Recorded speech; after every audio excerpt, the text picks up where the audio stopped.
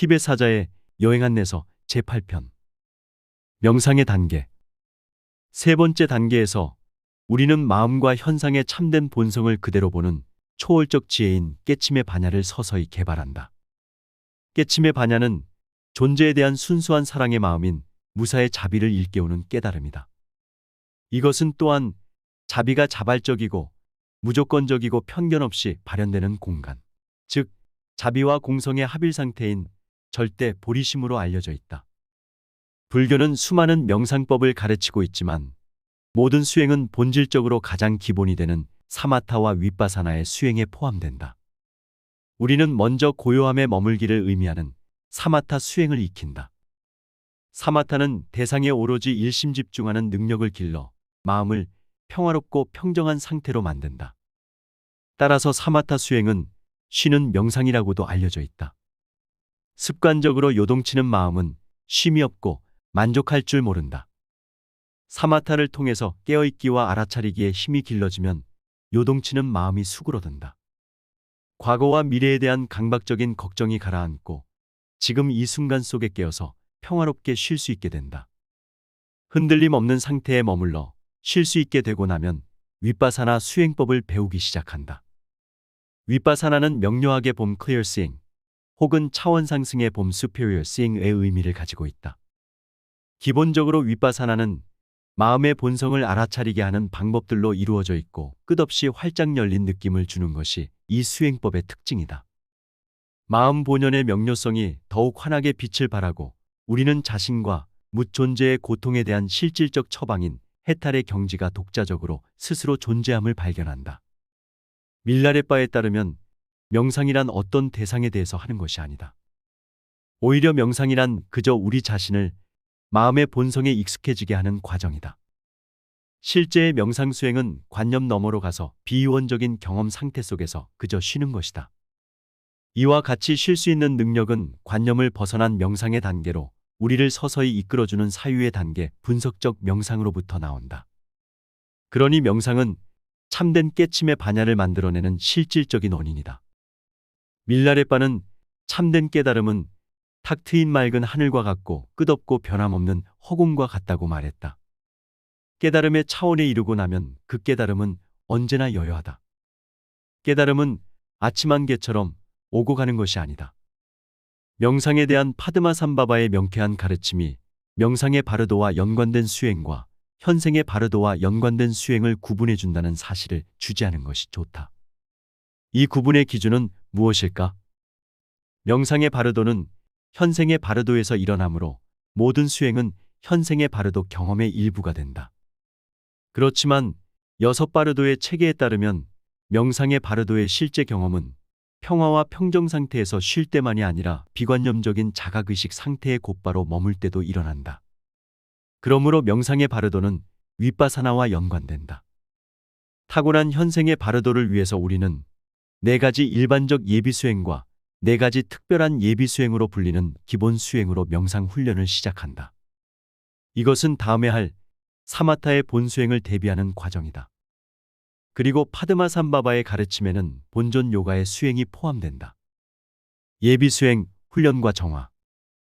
명상 수행은 언제나 그 기초를 든든히 다지는 것으로부터 출발한다.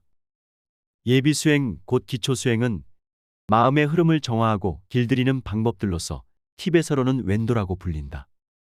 이 수행은 또한 자신의 존재 안에 명상 경험의 정수를 가져다 놓는 수단이기도 하다.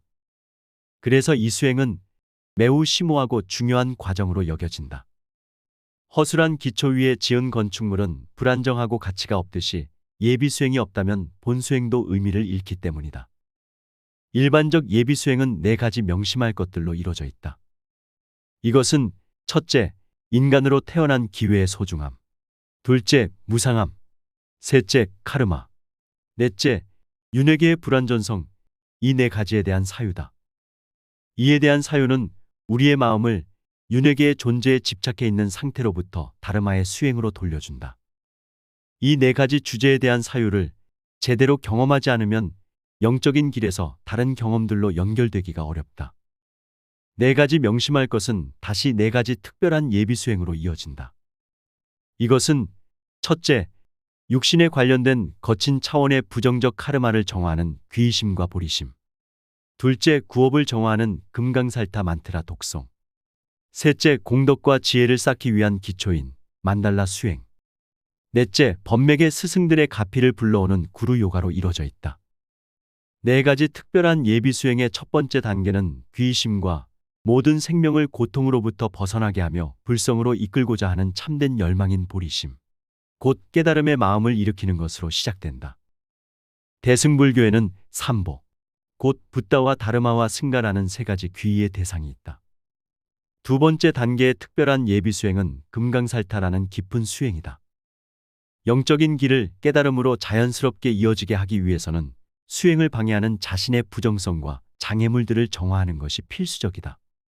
금강살타 수행은 마음의 흐름을 길들이고 정화하기 위한 수행들 중 최초이자 주요한 수행이다. 그것은 정화 수행의 왕으로 알려져 있다. 정화 수행은 자신의 결함이나 마음의 오염을 드러내어 본래 명료하고 투명한 마음의 지혜인 참된 본성을 밝히는 과정이다. 세 번째 단계의 특별한 예비 수행은 만달라 공양이다. 부정성을 정화한 후에 우리는 자신을 애워싸고 있는 온 우주와 그 내용물들을 향한 집착과 가래의 뿌리인 에고에 대한 집착을 놓아보내야 한다. 그래서 이 만달라 공양에서는 온 우주를 형상화하고 그것을 귀처에 바칠 공양물로 가득 채운다. 그러므로 만달라 공양은 놓아보냄의 수행이다. 이런 공양을 올리는 동기는 다양한 근기를 지닌 무수한 존재들을 위해서 깨달음을 이루고자 하는 마음이므로 이것은 두 가지 준비물인 공덕 자량과 지혜 자량을 쌓게 하는 수행이다. 깨달음의 길의 엽이라고 할 수 있는 이 선근 공덕의 자량 없이는 깨달음은 물론 마음의 본성을 일별할 수조차 없다. 네 번째 단계의 특별한 예비 수행은 헌심과 존경심을 증장시키는 방편인 구루 요가이다. 이 예비 수행이 왜 필요할까? 금강승의 전통에서 깨달음의 열쇠는 구루와 법맥의 스승들의 가피와 본연의 지혜 그 자체의 가피를 통해 발견된다. 이러한 전수는 법맥의 전승자인 구루를 향해 온전히 열린 마음 없이는 불가능하다. 구루 요가는 전승 법맥의 가피와 전수에 대한 열린 마음을 촉진시킨다. 이것이 전통적인 예비 수행이다. 그 밖에 정화 수행으로는 반야심경과 약사열의 예불문 독송이 있다. 명상 수행에 들어가기 전에 세 가지 자세, 곧 몸과 말과 마음의 자세에 익숙해져야 한다. 이것은 몸과 말과 마음이라는 산문을 다스리기 위한 파드마 삼바바의 가르침이다. 우리는 이 세 가지 자세를 통해서 자연스럽게 명상 수행을 촉진해줄 쉼의 상태에 도달한다. 우리는 먼저 자연스럽게 물리적인 몸을 쉬게 한 후 자신의 말을 쉬게 하고 마지막으로 마음을 쉬게 할 수 있게 된다. 각각의 자세에는 더욱 세분화된 측면들로서 외적인 자세, 내적인 자세, 내밀한 자세가 있다. 몸과 말과 마음은 명상 상태에 들어서는 수단이고 이로 인해서 진정한 마음의 본성에 대한 지혜와 이해가 길러짐으로 문이라 불린다. 몸의 자세. 외적인 몸의 자세는 물리적 성질의 모든 세속적 행위를 내려놓는 것을 말한다. 내적인 몸의 자세는 절을 하거나 염주를 돌리며 진언을 독송하는 등의 육체적 움직임을 포함한 특정 방식의 종교적, 영적 행위를 자제하면서 쉬는 것이다. 이런 행위를 내려놓으면 우리는 안정되어 더욱 이완할 수 있고 물리적 차원에서 내적인 평화와 침묵을 이룰 수 있다. 내밀한 몸의 자세는 모든 종류의 움직임에서 완전히 벗어난 상태를 가리킨다. 실제로 명상 수행을 하기 위해서는 비로자나 칠지자법인과 같은 고든 자세를 취해야 한다. 이 방법은 몸을 곧게 펴고 올바른 자세를 유지하는 것을 강조한다. 외적인 몸의 자세는 마음의 상태에 직접적이고 강력한 영향을 미치기 때문에 매우 중요하다. 내적인 몸의 자세는 나디, 곧 에너지 통로와 프라나, 기와 빈두, 정수 이루어진 미묘한 내적 신체를 지탱하도록 돕는다. 이것은 미묘한 금강신의 기본 요소들이다. 나디란 기가 움직이는 통로를 일컬으며 빈두란 육체적 신체의 정수를 말한다. 이 가르침은 몸이 바르면 통로인 나디와 특히 몸의 중앙 통로 역시 바로 세워진다고 말한다. 몸의 핵심이 곧게 펴지는 것이다. 몸의 핵심 곧 중앙 통로가 바르면 프라나 역시 올바로 작용한다. 프라나가 올바로 기능하면 마음도 올바로 기능할 것이다. 마음이 올바로 기능하면 명상도 역시 올바로 행해진다. 이러한 과정은 모두가 저절로 자연스럽게 진행될 것이다. 여기에는 어떠한 어려움도 존재하지 않는다. 산스크리트어인 프라나는 티베서로는 룽이라고 번역된다. 영어로는 바람 혹은 공기와 동의어다. 이 요소는 감각과 관련되어 있다. 프라나와 마음의 관계는 말과 말을 탄 기수와 유사하다고 한다. 프라나는 말과 같고 마음은 말 탄 사람과 같다. 프라나와 마음은 미묘한 신체의 길인 에너지 통로를 통해 함께 여행한다. 말이 미친 듯이 날뛰면 말 탄 사람은 매우 험난한 시간을 겪을 것이고 말에서 떨어질 수도 있다.